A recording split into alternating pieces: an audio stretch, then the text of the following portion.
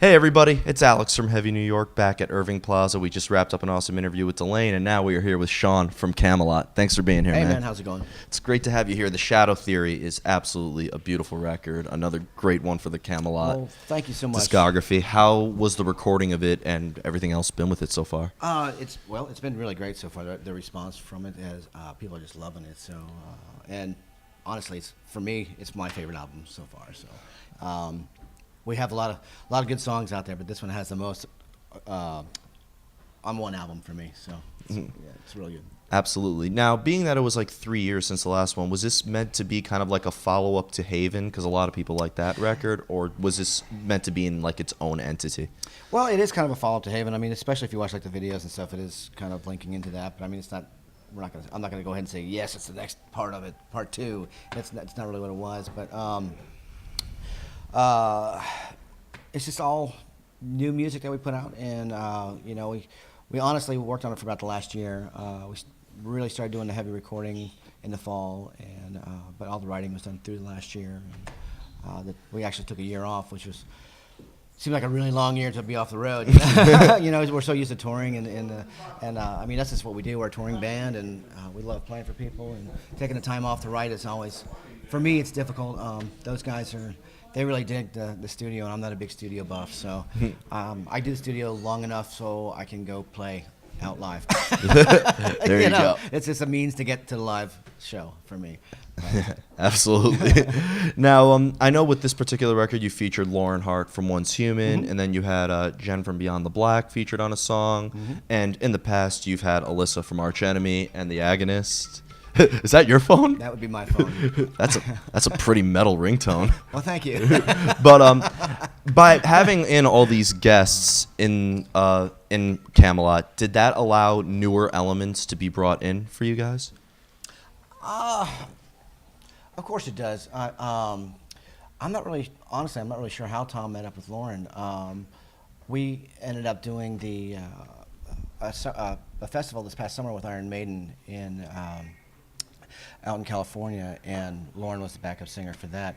And quite honestly, I'm not really sure how we met her. I never really asked him, but she's doing a great job, and she's got a very unique style and voice, and great stage presence too. Yeah, it's great because I know that Alyssa always sang with you, and it's cool to have like different faces on the stage. Yeah, well, I mean, Kamelot. like every album, I think we've had a different girl on each album. So, and that's just part of it, It's nice, it's fun to mix it up. Absolutely. And then everyone goes off and does their own career and everything too. So I mean, it's just a great feeling to know that you get to play with jam with all these different people, and have these different experiences with different people. It's fun. Absolutely. Now, one thing I've always liked about Kamelot is whether I'm listening to the Ghost Opera record or Haven or Shadow Theory, you definitely have a formula that works for you guys. So, but at the same time, I also thought that your music was very experimental. So, in the writing process, do you choose to stick with a formula, or do you like to step outside like your comfort zone in a way? I'm always challenging myself to step outside my comfort zone as far as playing wise, as far as my skills. But honestly, the majority of the writing is done with Thomas and Oliver now, and as well as Tommy and our producer. Pretty much when I get in there, the basic structure of the songs is already completed, so I'm kind of coming in. They're like, "Here, play this." So that's kind of the way it goes. Okay. But they do let me do my thing. So, but this is the structure, so I'm not really in the structure part of it. Okay, I understand that. And another thing I was always curious about is Kamelot's originally from Tampa, Florida. Yeah. Now, a lot of I've heard so many people talking about you guys, and they always think you're like from Sweden of course. or like the Netherlands. But what I was always curious about, coming from Tampa, Florida, which is like the death metal capital of the world with Morbid Angel and Obituary and all those guys, was it at all with the style of music at all? How different were you guys looked at in like the Tampa, Florida scene in 1991? Well, honestly, we were all metal, and we're all friends, man. So it was all one big family, honestly, around there. It was a really great time to be in a band back then, because there was so much talent, there were so many places to play, there's so much support from the people out there, and it's a real shame that because all those bands are still there in Tampa now. The majority of them are, anyways, if they're not broken up.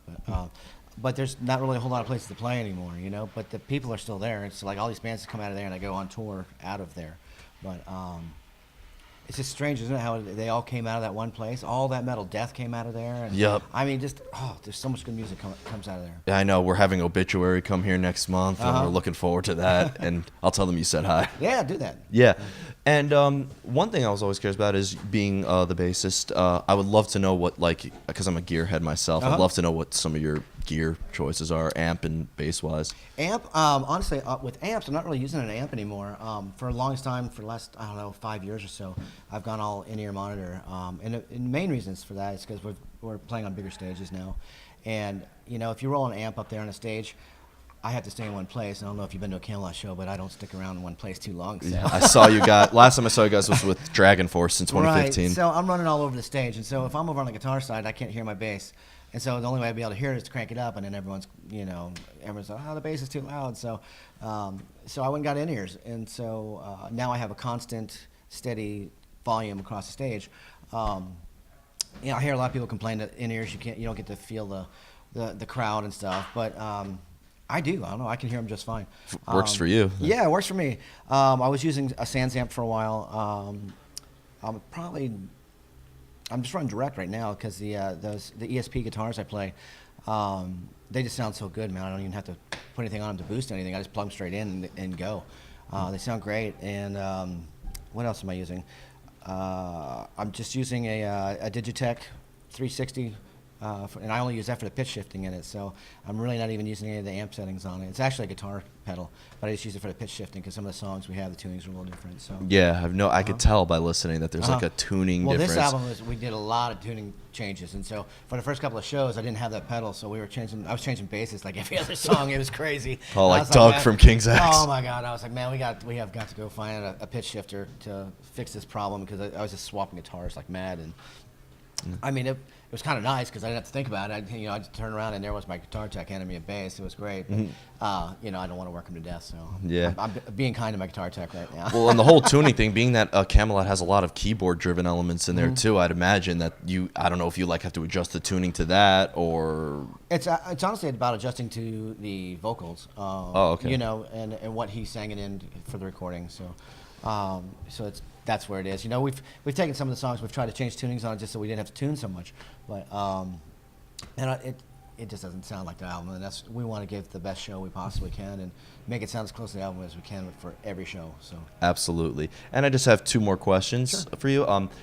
I've seen, Kamelot has been with so many different brands. Last time I saw you guys was with Dragon Force. Don't worry, this mic will cancel all that out. But I saw you with Dragon Force, and then I know you just mentioned you played with Iron Maiden. So depending on, and now you're playing with Delane, which is very European driven. So depending on the bills that you're on, do you notice like a different reaction or different like type of audience depending on who you're playing with? With the Dragon Force, yes, there was definitely a difference. Those guys are so high power, energy, driven band. It was definitely a high energy crowd out there.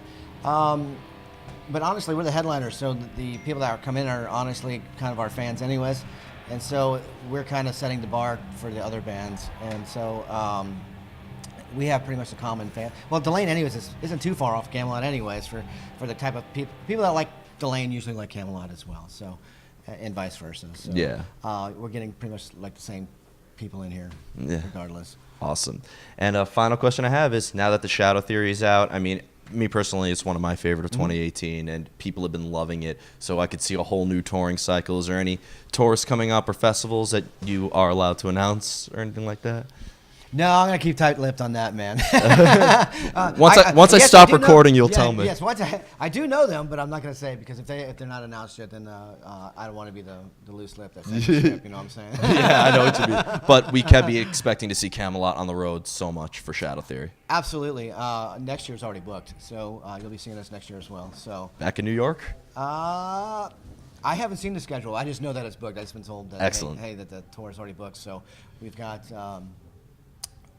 We've got a European tour coming up in the fall. We've got all the festivals in the fall, in the summer as well.